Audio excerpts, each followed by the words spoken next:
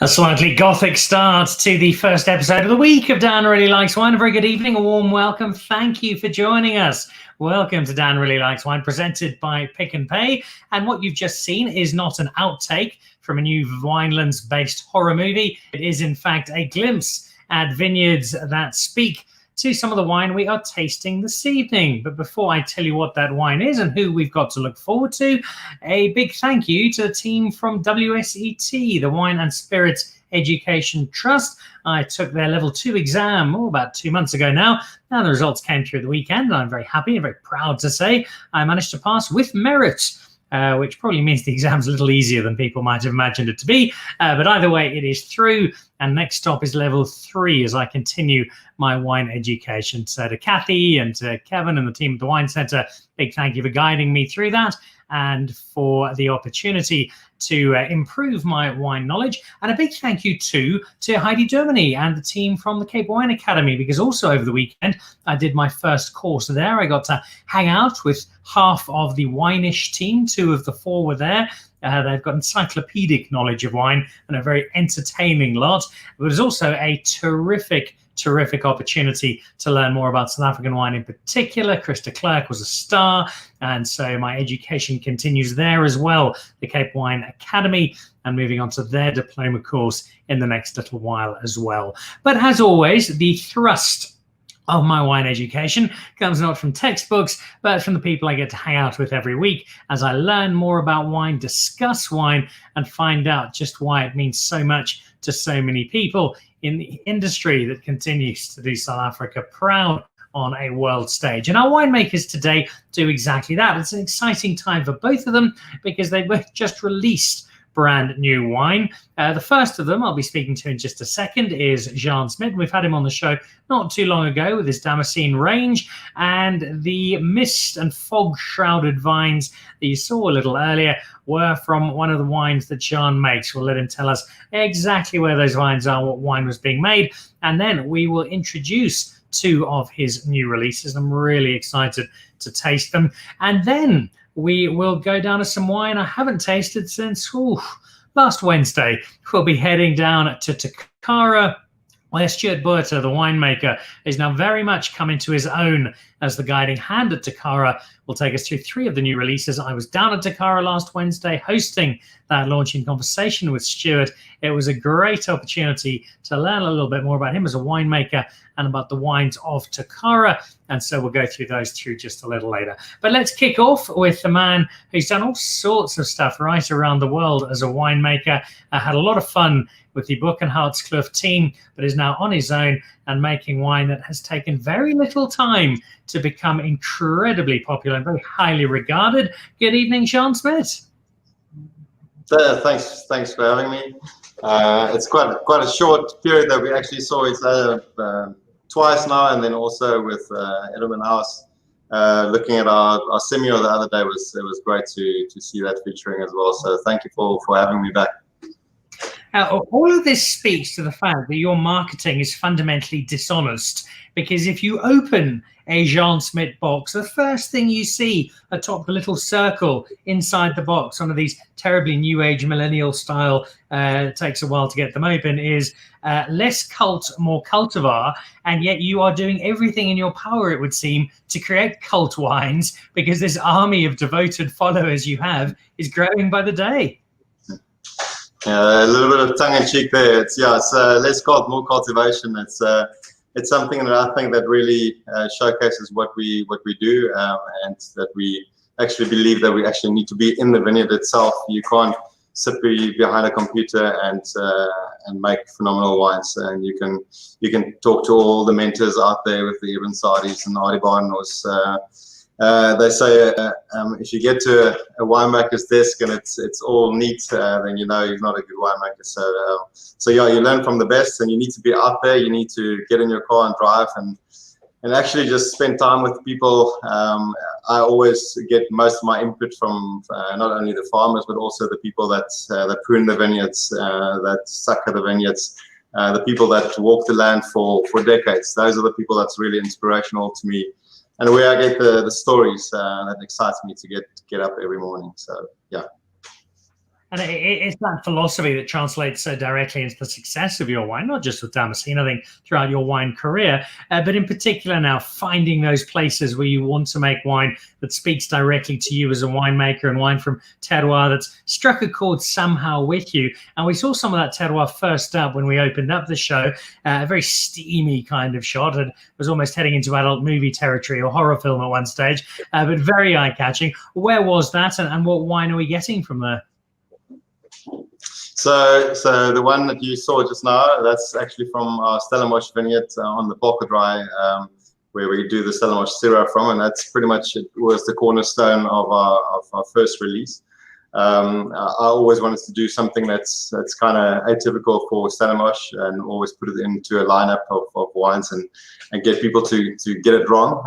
Not saying it's Stellenbosch, and not even saying it's from the country itself. So that's you can see that picture or that video doesn't really shout Stellenbosch at you. You always think of the lush green pastures and vineyards, and yeah, this is really where you at the elements. This is about 14 kilometers away from the ocean, south facing. So once the weather comes in, it comes in hard, and that's where we get all that spice in the Syrah from. This is also on granite soil facing south, so a lot more perfume that we get from that site as well. So completely different animal to what you're going to taste tonight. Tonight we're going to do the Cederberg, but we'll tell you a little bit about that just now. So the whole thing about Syrah for me is I truly believe it's the red in South Africa that you can showcase the country best. So like you said earlier with the WSET, doing so much for education, I think us as winemakers have a massive responsibility to go and showcase South Africa, and not only your own brand and your own interests out there. You need to go and talk South Africa, and people don't even have a clue where South Africa is, a lot of people. But then also when they know it's a tip of South Africa, they don't know the different exposures and different soils that we've got out here. So I try and showcase that a little bit more with the videos as well that we do, so that people can kind of come over here. I know it's a tough time to travel, and if you get in a good year for people to travel from North America to Cape Town, it's quite a flight or two. So yeah, it's just a way for me to kind of get the word out there and spread South Africa. It reminds me of an event I hosted in New York a few years ago, where the host was very excited when I told him that I was from Johannesburg, because he'd never been to Australia, but he'd always wanted to visit. So education needs to happen around the world. Educate us on terroir, because I think it's safe to say you're mildly obsessed with terroir. When you are looking for somewhere to expand, to make some wine from, to develop, is there a checklist? What are you doing for someone who doesn't really understand the terroir process? What are you doing when you're looking at a piece of land to find the boxes that get ticked to say, Jean, this is somewhere I must really have a crack at? I must say it sometimes comes as a surprise, because it's usually a pocket in amongst other vineyards that's always been either performing good or just not so good, and then you find something that's just, for some odd reason, just completely different. But it's a lot of word of mouth. So the farmers that I work with, we work with 45 different vineyards at this stage, and to word of mouth, you tell them what your philosophy is all about, what you're looking for, and we work quite a bit with GIS studies. So looking at the different aspects, solar radiation, all kinds of factors that we try and take into account. We explain this to the farmers, and they sometimes just send us to the next hillside, because they also have that. They know to look out for their own interests. They understand what we're trying to do and showcasing the best out of South Africa. And then there's quite, I must say, the patriotism is quite tangible. I think so. For me, it's amazing to see how people move you into the right direction. But then when you get there, you get your challenges as well. I'm not saying everything in the first year is easy. You need to also work with other people. You need to there's challenges when it comes to weather. You first need to also understand what that specific site is all about. You can't just go in there and say, this is how I do it, and try and do it according to a textbook. If the people have been there for 30 odd years, they know the wind is coming in November or December, so they don't sucker before then sometimes you need to listen in that first year. But then the second year you can start fine-tuning the certain vineyards. So for me, when it comes to obviously soil, it's very important. So yes, quite geeky on the stuff that I do on soil, and I won't bore you with all of that but that's the things that's really fascinating for me to go to 1,000 meters above sea level, like I said to you last time, and you get fossils within a rock, and you know it was a lake back then. So for me, those things are things that tick me. So yeah, there's many elements. It's a grand act of sorcery as far as I'm concerned. I still can't quite get my head around how it all translates, but it does, and it is that terroir that has such a big influence on the wine that we drink. The first wine we're going to drink is from the Cederberg, but before we try it and find out what makes it so special, let's find out where it used to call home.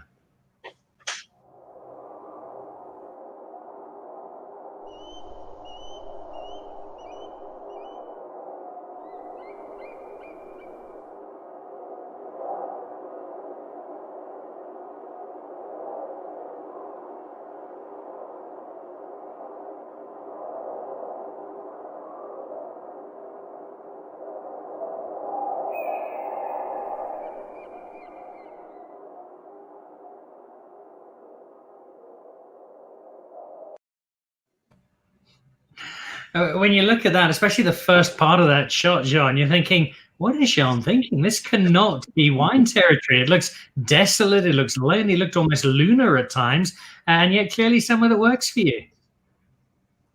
Yeah, I must say, some of the sites that I come across, it's sometimes sad to see that it used to be a quarry back then. It was the quarry for schist or whatever that they used for the roads, and you just imagine what could have been there vineyard-wise. But this is, I mean, I've been all the way to the Langebach in the east, and then this is the furthest north that I've gone into the Cederberg. There's obviously stuff that's further up at Sutherland, but this is, I spent quite a bit of time with David Nieuwert as well, and his knowledge, obviously being the first generation in that region, is quite phenomenal. So after hours and hours of sitting around a table and him with a pencil and paper trying to get me to understand why it's so different, it was quite inspirational. But this is a site that's about 8 kilometers down the road from there, and within that 8 kilometers difference, there's 200 millimeters of rain extra, because this is further towards the west coast. So you drive up and up and up and up. It's 3 hours drive from Stellenbosch. But yeah, I always joke and say the green pastures disappear after a while. The signage start disappearing, and you just kind of you lose your reception. But then you really get close to nature. And for me, it's when I take holiday, I want to go up there and just get my brain reset again. But you drive up, it's 940 meters above sea level. Obviously, if you look at that, so that video was about 500 meters even higher than that, looking down onto the valley. But it's all sandstone. Obviously, sandstone came a little bit after granite and the schist that we've got from the Malmesbury area.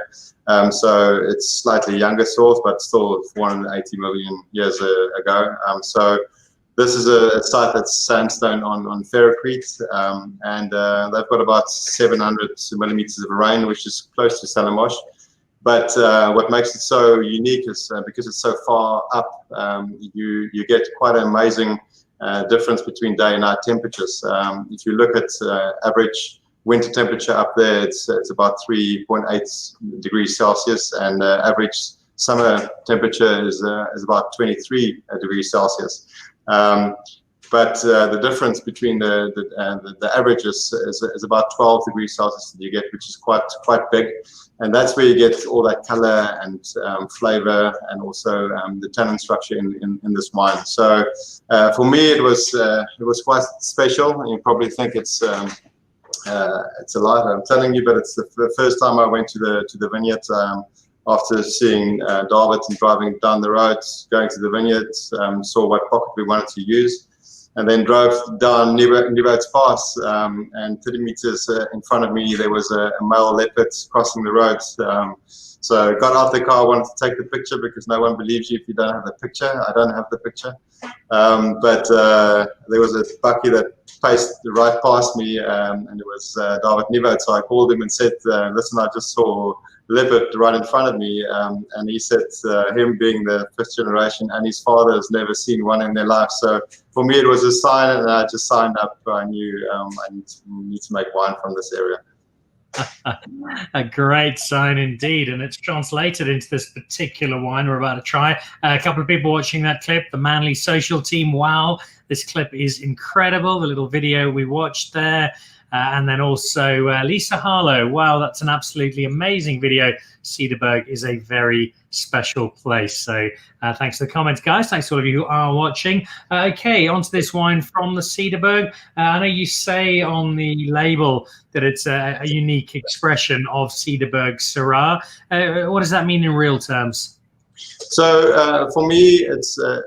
I really believe in when you get to that area, you need to take your foot off the pedal because it's so concentrated.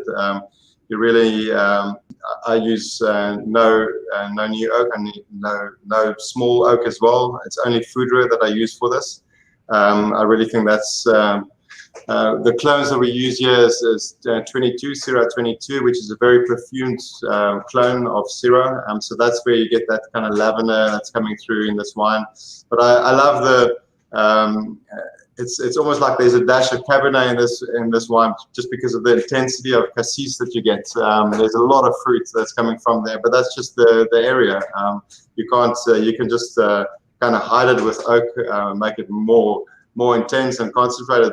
But why do that if you want to express Syrah? So for me, it's really about that kind of confetti bush that you get here. The analysis on this wine is, I don't do textbook wines, but this is it just came about that it's textbook amazing acidity that we've got with this wine, and this with all that concentration, it's at 13.4 alcohol. So for me, it's a lovely expression of Syrah. We had last week we had 12 wines from all over the Western Cape.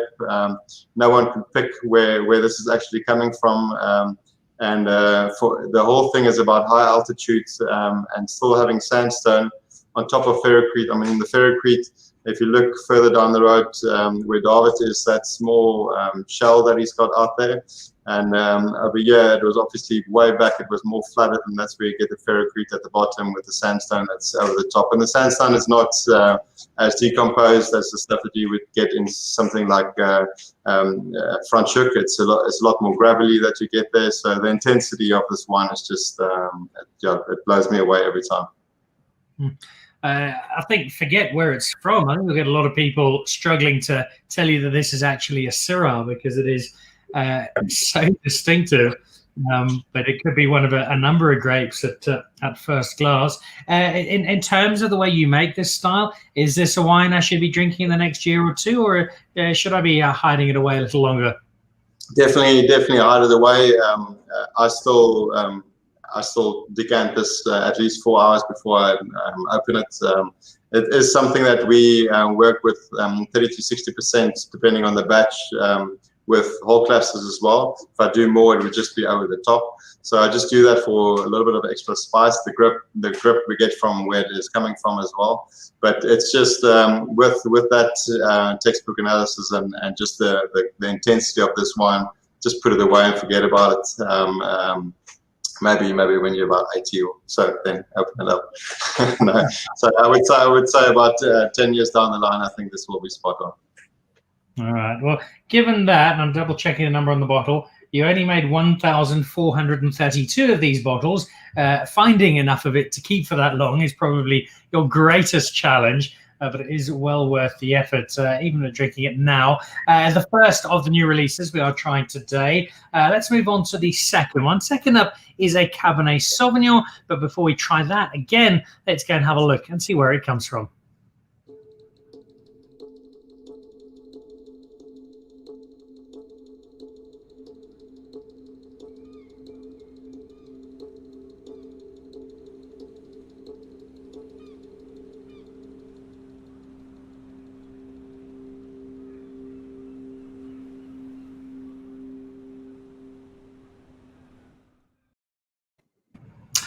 More great cinematography. And if you're wondering how those videos were taken, those were all Derek Watts just holding his mobile phone above his head, which gives you the angle.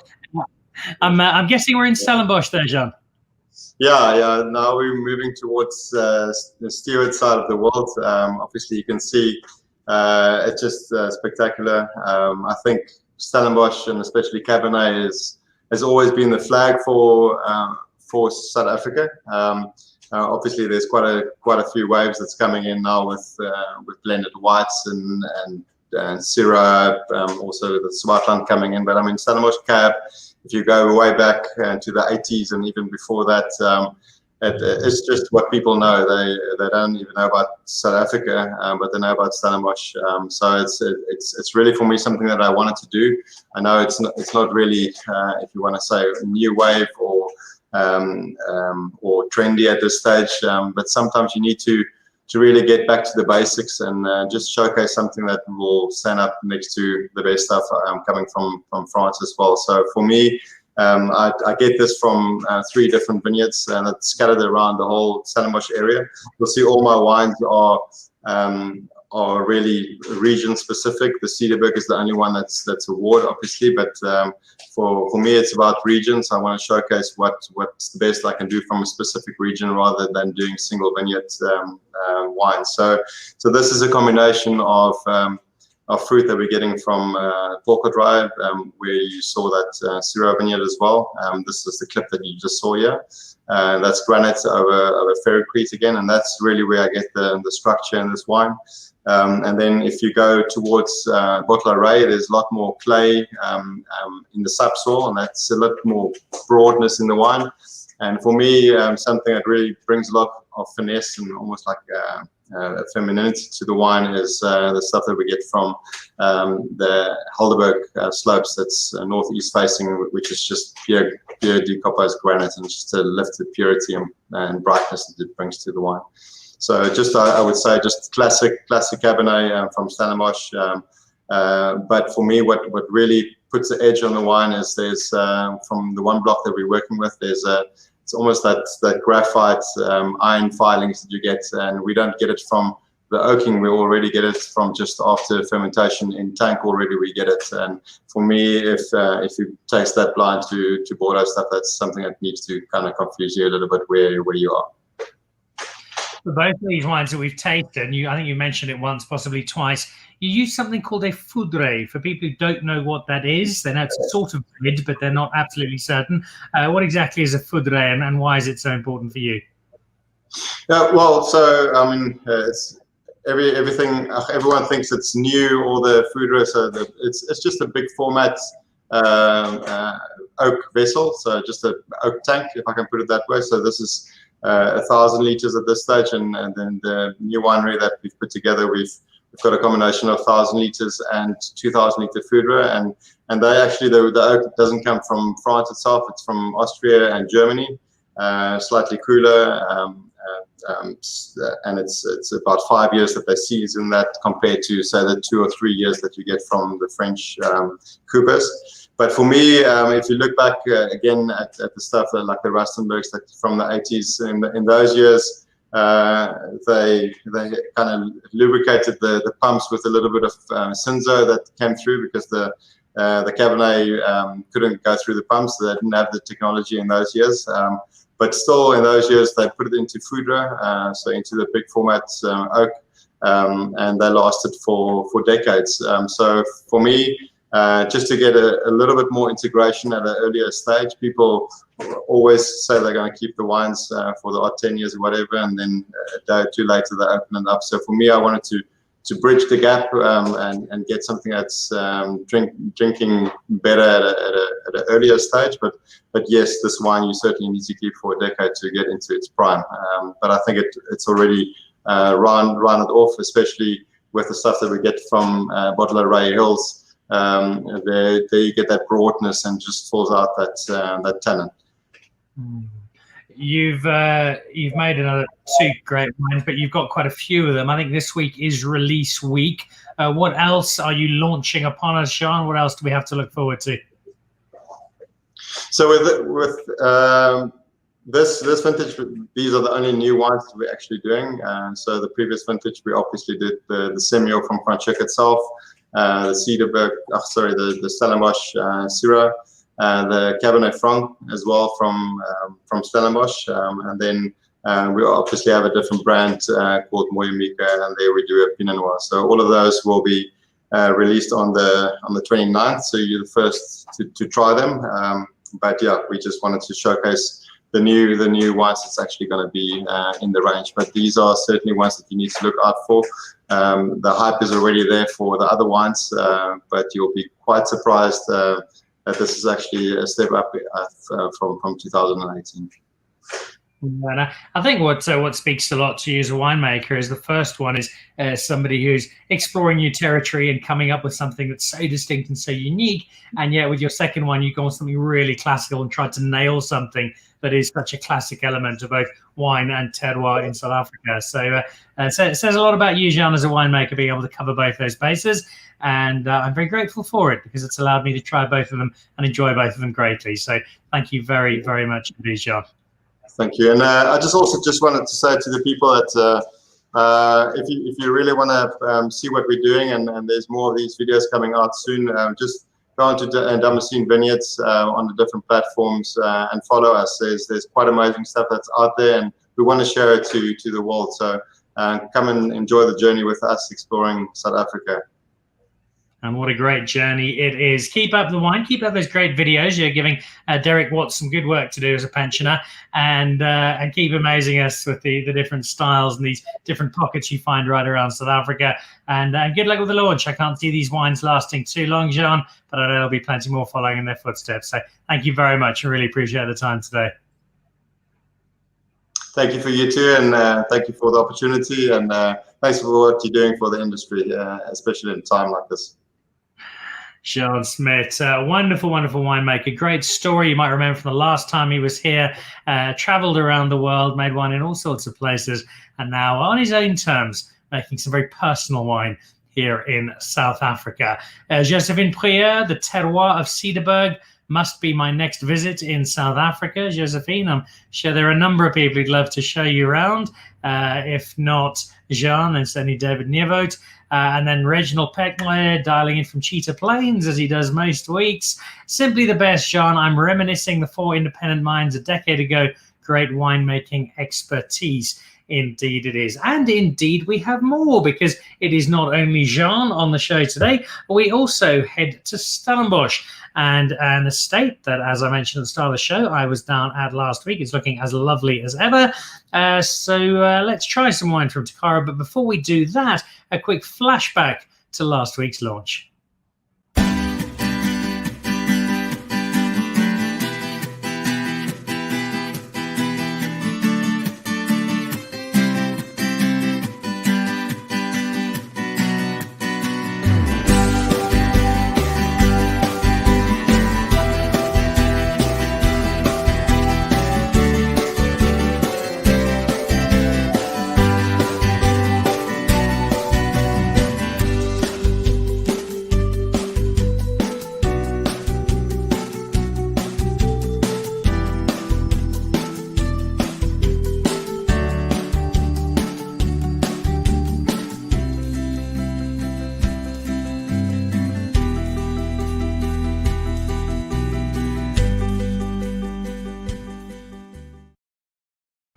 So that was the first look at the new vintages, the new releases last week. We've got some of them here this evening, and we also have the man responsible for them, Stuart Botha. Very good evening. Welcome. Lovely to be here, Dan. Thanks very much for having me. Nice little flashback to last week. It was great fun, but I have to suggest, as good as your wines are, and we're going to be tasting them in a moment, I think there was also just so much excitement in the wine community that they got to get out and go to an event. Yeah, no, absolutely. You could see it was almost palpable when people were arriving, and it was a beautiful day. We'd set it up obviously quite nicely. We obviously want to put the best foot forward for our vintage launches, and yeah, we were really blessed to have everybody there and happy and healthy. Unfortunately, a smaller crowd than what we would usually do, but obviously we needed to take COVID protocols into consideration. So yeah, I think it was a good day all in all. You've had a bit of time to reflect. You got some wonderful, wonderful comments. But what was it like for you on the day, given that not only did you have G&T Ferreira and his wife Anne, your owners there, but you also had everybody from Christian Eads to Meili Lambert to Angela Lloyd to Winnie Bowman to Wade Bales, Sibs Mafu. You had the heavy hitters of the wine media watching on and testing your wine. Yeah, well, I mean, fortunately, I know quite a lot of them for a long time, and look, we've got a lot of good things to put forward and bring to the table at Tokara. So certainly, the wine was very exciting. It was exciting for me because it was the first vintage launch where I could truly say that I'd put my stamp to each of the wines that we were presenting. So yeah, from that perspective, it was great to have those people there. They were obviously, like you say, a few of the big hitters from the industry, but good fun was had by all, and there was a lot of jousting going on between them. I think they were also, they'd been sort of caught up with the COVID thing for a long time, and it was, like you say, a really, really great opportunity to get out. Fantastic scenery, great food, and of course, fantastic wines. Talk to me about those wines. You say that it is the first time all the vintages have got your complete stamp. Just explain to people what you mean by that, not just in terms of it's just yours, but also what your stamp actually means. Okay, well, obviously, I took over Tokara 3 years ago, and winemaking is a long game, especially when it comes to reds. So often we will mature our reds for 22 months in barrel. Before releasing them, and even after maturing in barrel for 22 months, they often spend a year in bottle. So the result of that is that even 3 years into my tenure here, just up until recently, we were still tasting some of the wines from the incumbent winemaker, Miles Mossop. But yeah, for me, it was exciting to, like I say, have wines that were truly mine in terms of I blended them, put them to bottle, but also, looking through and going through them, I was really, really happy and excited with what I could bring to the table, and to bring some continuity in terms of the quality, and make some stabs at my stamp, like you say.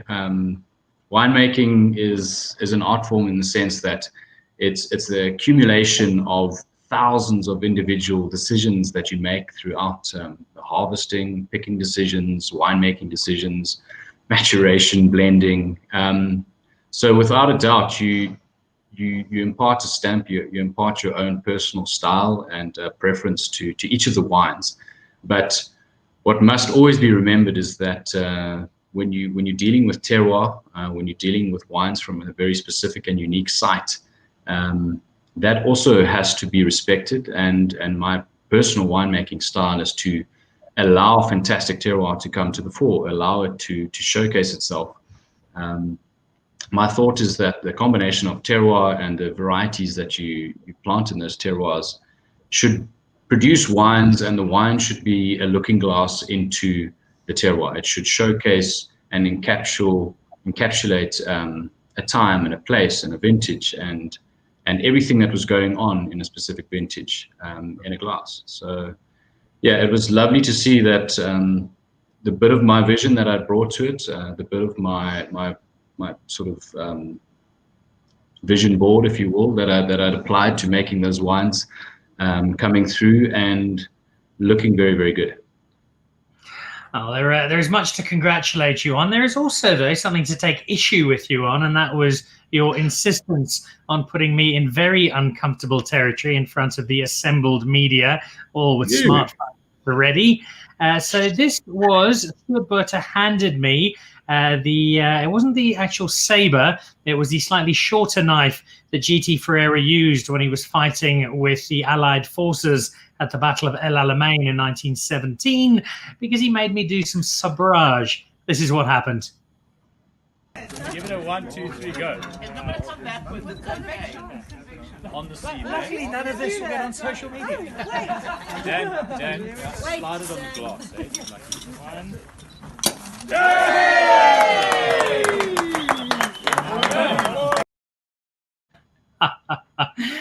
And I'm First time, beginner's I luck. could see the look in your eyes, boys. So you were thinking, he's not going to do it. This is going to be brilliant. He's going to stuff it up and everyone's going to laugh at him. Yeah, our attempts at sabotage obviously failed. No, but you did a great job, Jan, I must say. That wine was enjoyed by a lot of people. And as you could see it was almost like being alongside a red carpet reveal at a sort of a new film with all those cameras and the tweets and clicks and chips going off in the background. It was great. Sorry to put you on the spot though, but you performed admirably. Yeah, big thank you to Rose Jordan, who taught me how to do that after the 8th bottle of Chardonnay many years ago. Your wine was followed not just by those of us who were at the launch, but also internationally. And I see Greg Sherwood chipping in from London. Tokara, a great spot with superb terroir. The Director's Reserve White Blend is one of my favorite wines. Good job, Stuart. Always nice to get praise from someone like Greg Sherwood. And for that Reserve White, and we spoke sort of along these lines last week about the white wines, and that the Cabernet Sauvignon led blend, I think we used to call them a Bordeaux blend. Now in Bordeaux they're calling it a Stellenbosch blend. However you phrase it, that's the wine that Stellenbosch has been celebrated for so long, and rightly so, because it's a fabulous wine in so many cases. Stellenbosch is made for this sort of wine, but Stellenbosch is also made for a lot of other wine, and you've got the challenge of taking something else, in this case a white blend, and saying to the world, yep, our Bordeaux blends are great, our Cab's fantastic, but you know what, this isn't too bad either. Yeah, absolutely. I mean, the Director's Reserve White is a classic blend of Sauvignon Blanc and Semillon. But like I said at the vintage launch, it's a style of wine that you need to approach a little bit differently. And I think the direction that was taken way back when the Director's White was first sort of devised, if you will, or planned, is to put it in wood and give it a bit of maturation. So here on the southern facing slopes of the Simonsberg Mountain, it is generally cooler. We've got lovely altitude. We've got incredibly sort of well-drained colluvial soils on the mid-slope. And that gives you remarkable intensity. But one must always remember that being in Stellenbosch, yes, you can call towards cool climate attributes, and you can talk about the ocean being fairly close, which it is, but we are definitely warmer than perhaps Bordeaux, where this wine sort of has its origins. And you have to take that into account. And one of the wonderful things that I heard actually Michael Fridgen saying a few years back is, it's a genius step to take to actually put those wines into wood and elevate them like you would a red wine. So the Director's White spends 9 months in barrel. It ferments in barrel, but as opposed to using a 225 litre barrel, which one would use for Bordeaux Reds, we use a slightly larger format, 400 litres, which increases the ratio between volume of wine and wood. And as a result, you get a very, very light supportive role being played from the wood. And the outcome is an incredibly Moorish, rich wine that respects the fact that you're dealing with riper fruit, which is abundant in its aromatics, it's abundant in its weight, its palate weight, and its textural elements. So at the end of the day, what you get is a really, really quite chewy, pithy white wine. It's got passion fruit, but almost, if you can imagine, sort of that fresh passion fruit out of the shell, that lovely tanginess to it from the beautiful acidity that Sauvignon Blanc brings, and the richness and the smooth velvety texture that Semillon brings. So all in all, it's a fantastic, fantastic wine when it comes to food pairing. It goes sensationally with a lot of dishes, especially when you're talking about richer seafood dishes or shellfish dishes, anything that has cream, or if you're talking about a beurre blanc or something like that. Really, really fantastic pairing. I've got some prawns waiting to go into a seafood pasta with a spot of chili tonight, and I think I know where the rest of this particular wine is going. Well, and it's Fantastic. not balanced because I can drink this happily on its own because it's giving me plenty, but I also know once it sits alongside some food, it's going to do an equally good job. I see Lisa Harlow has responded to Greg Sherwood's comment there. Greg, agree, one of the best spots in the winelands and the very first vineyard I visited 15 years ago. But we're very lucky that we can find Tokara wines quite easily in the UK. Indeed, you can.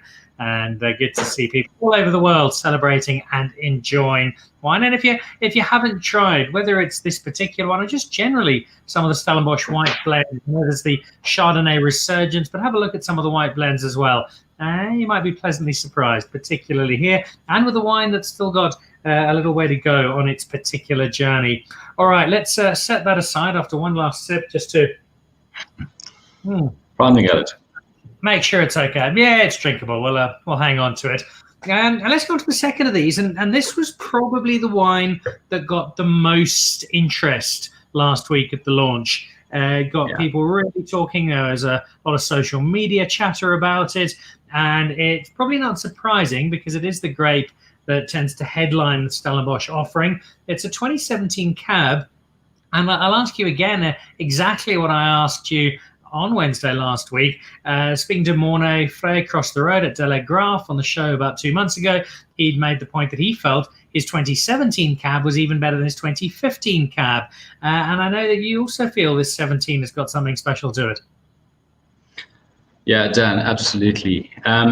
Like I said, the 2015 vintage it came off the back of a few drought years, a few really, really difficult years. And in many respects, it fell in the middle of the drought that was taking place in Stellenbosch and the greater Western Cape region. But to a degree, I feel that the vineyards had come into their own in terms of rebalancing themselves. Vines are immensely hardy beasts, and what you'll find is in year one, if you have drought conditions, the vines really struggle. And year two, oddly enough, which was the 2017 vintage, the vines tended to come into their own. The acids were back where they were and where they should be normally. That being said, they were quite a little bit higher. We had wonderful pHs in the sense that if you read a textbook analysis for what you want from a Cabernet Sauvignon, you're certainly getting that in 2017 vintage. And as a result of that, you've got this incredible crystalline purity that comes across in the wines, whereas the 2015s are celebrated for the masculinity, for their broad-shoulderedness, for the richness of their offering. The 2017s bring that weight, but they bring a little bit of restraint, some refinement as well, and certainly they tend to look, from my opinion, like wines that perhaps will go a little bit longer in terms of maturation, and they're somewhat more layered and somewhat more integrated than the 2015s. Not to knock that vintage, it was a fantastic vintage and rightly critically acclaimed, but the 2017 just seems to have that special factor that I think will allow the wines to really truly age remarkably and bring immense pleasure for anybody who was or leaves them for long enough, I suppose. Can keep their hands off them. What's lasting longer, the 15 cab or the 17? Well, I mean, the 15 cab that's all sold out and pretty much all drunk up. No, look, I would say the 17 is probably going to have longer legs, certainly, and for me, from a drinkability perspective, and in terms of getting really quite sort of geeky about a wine when you drink it and opening it and decanting it and allowing it to unravel and reveal itself. I would say the 2017s have a lot more layered elements to them, which make them a touch more interesting. The 2015s were quite ripe, like I said. They were very, very fruit forward, very intense, quite bold, tannic structured wines, which is fantastic. It also speaks to ageability. But in terms of the fine and nuanced details that the 2017 vintage seems to be bringing to the fore, at the moment for me looking like a more interesting vintage.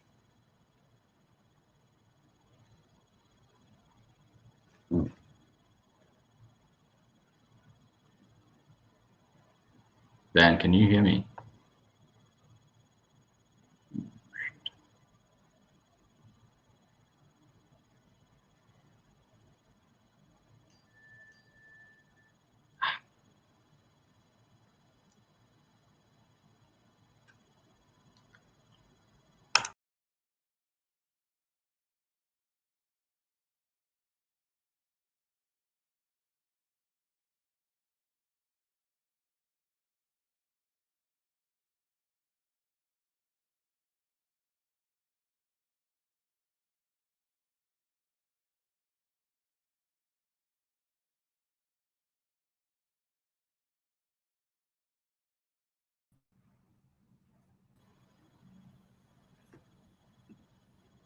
Hey, sorry, I don't know what happened there. All right, I think we're back. So you were just talking about that buy one get 7 free deal that you've got running. Yeah, that makes sense. Makes sense being a 6-pack.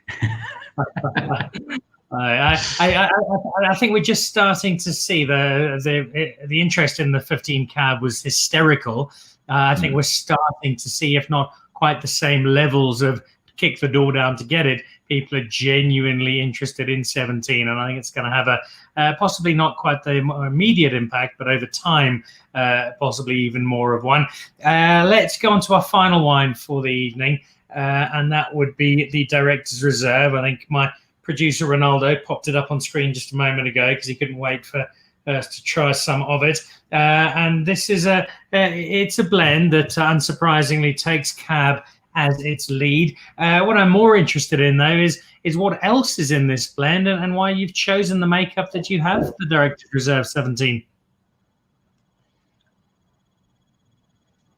Yeah, so I mean, like you said, the cornerstone variety, and again, playing to the strength of Stellenbosch and what I believe to be the king of grapes, and listening to Jean chatting earlier, I think he shares the sentiment that Stellenbosch Cabernet Sauvignon really is something to behold. It's a wonderful marriage of variety and terroir. But yeah, so this is, I think, it's 73% Cabernet Sauvignon, it's 15% Merlot, 9% Petit Verdot, and then followed up by some Cabernet Franc and Malbec. And so yes, we're embracing all 5 of the Bordeaux varieties in this vintage. And for me, what really is sort of something to think about when I make the Director's Reserve Red is, what am I trying to achieve? What am I trying to showcase with this wine? Obviously, it's our flagship red. It stands shoulder to shoulder with our Director's Reserve White. And like you said, in that Bordeaux style vein, or Stellenbosch style vein, I suppose you could say it now.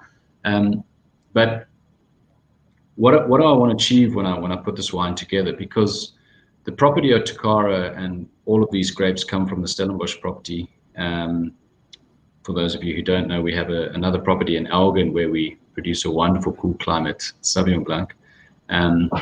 But getting back to Stellenbosch, all of the grapes come from this property, and arguably from the best vineyard sites on this property for each of the varieties that it is comprised of. So my personal take on it is that it needs to be the reflection or a looking glass into the best of what we can achieve with those varieties every vintage, and also serve to be a platform for anybody who wants to have insight into a particular vintage at Tokara. If you collect 5 or 10 vintages, you can taste them next to each other, and they'll give you a really true insight into what is going on in those different years. You can see, one thing you will certainly notice is that Cabernet Sauvignon will always be the backbone of those wines, but you'll see the interplay. Sometimes Merlot will take a back seat, and a little bit of Petit Verdot will creep in as the second runner. And there are different reasons that we would do that, but again, the objective is always to produce the best possible wine in a Bordeaux style blend that we can. Fortunately, I have quite a few vineyards on Tokara from which to choose, and And over the 20 years of Tokara's existence, we've identified those that are truly performing the best. Like Jean referenced earlier, you'll be walking between vineyards, and all of a sudden something will stand out, or you'll notice something over the years stands out to you, and those are the parcels that form part of this wine that will eventually find their way into the Director's Reserve Red. And it's the combination of those areas of excellence, if you will, that really combined and come together to produce a stunning wine. And I would definitely say it's the best expression of what we can make in terms of red wine at Tokara from vintage to vintage. Is it still an adventure? Is it still a bit of a mystery every vintage, as you get a sense of, oh, hang on, this Petit Verdot is amazing, or maybe that Malbec's a bit subdued, or the Merlot's a bit subdued, that literally every vintage, it's, hey, let's see what I've got and how the pieces of the puzzle fit together?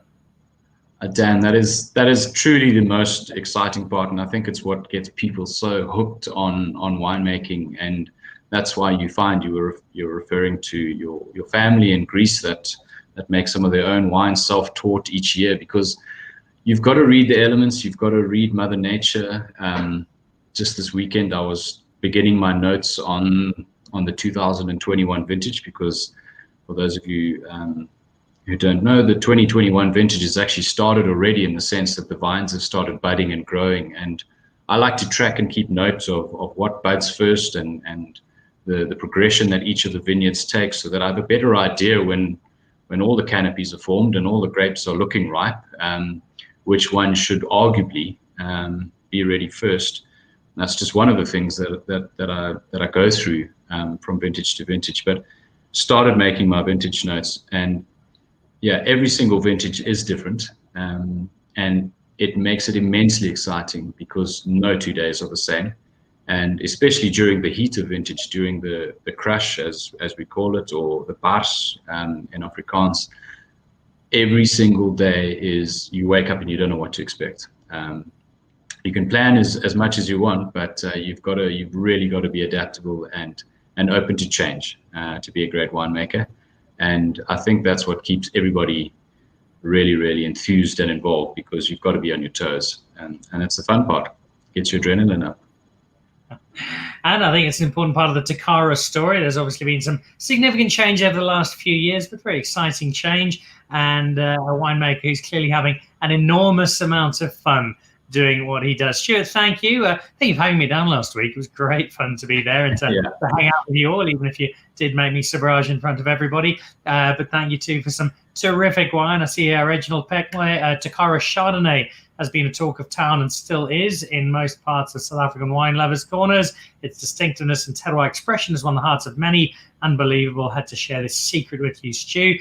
Thank you, Reginald, up at Cheetah Plains in the Sabi Sands Reserve, with one of many fans you guys have got all over the world. Enjoy the break, because I know now you just put your feet up and really not do much at all until your next harvest early next year. But enjoy. Already seeing some great responses to the new vintages, and rightly so. And yeah, it's lovely to see the Stuart Botha footprint taking very firm place in the heart of Tokara. Great, Dan. Thank you very much, and thank you, and a big shout out to everybody out there who's watching. Appreciate you tuning in, and yeah, try and get your hands on some of those 2017s. They really are going to be very special going forward. Indeed they are. And in fact, on screen at the moment is Stuart's mobile number. Just give him a ring and he'll happily sort you out. So that does it for the start of the week. What a Monday. Jean with his wines from Damascene, Stuart with Tokara, a really, really good selection. Before we say goodbye, a reminder, if you're not already, to join that Pick and Pay Wine Club absolutely free of charge. Simply SMS your smart shopper number to 36775 and you will find, amongst others, the Tokara wines there, and a great selection, all manner of top South African wines, Pick and Pay, continuing to support so many of our fabulous South African winemakers. And also look out, if you are a member, it's 3 times the Smart Shopper points, 20% off 10 great wines every month, and you get 25% on a case deal, and it's a different one each month plus a Magnum deal. So lots of very, very good reasons to become a member. Thank you to my guests this evening. Big thank you once again to WSET for my new qualification, and also to the Cape Wine Academy. We've got a long journey ahead, and I'm very much looking forward to it. Rest of the week, what have we got? Well, it's a busy one. Wednesday night, that'll be on Instagram. If you happen to be an Instagrammer, I will be chatting to Steve Steinfelder, Joburg Foodie. We've been on and off about this for a couple of weeks, but we'll finally be trying some of the new wines from the Waterford Library collection. And then Thursday evening, we'll be coming to you live from the Table Bay Hotel in Cape Town as we look at some wines from their wine list to tie in with the reopening of the Table Bay. And amongst those, we'll try some Cap Classique from Charles Fox, and we'll also try out the Kleinut, the Tamboerskloof, which isn't from Tamboerskloof at all, it's from Stellenbosch. We'll be trying out that Syrah that's also become a bit of a cult favorite in South Africa. So that is the rest of the week. In the interim, go and find some 17s. I see Lisa Harlow says, I'm collecting 2017s. I don't think you're the only one, Lisa. There'll be plenty of people looking out for them. Huge thank you to Jean. Huge thank you to Stuart. Keep drinking and celebrating South African wine. I'll see you on Instagram on Wednesday night and back on the show on Thursday. Happy drinking. Cheers.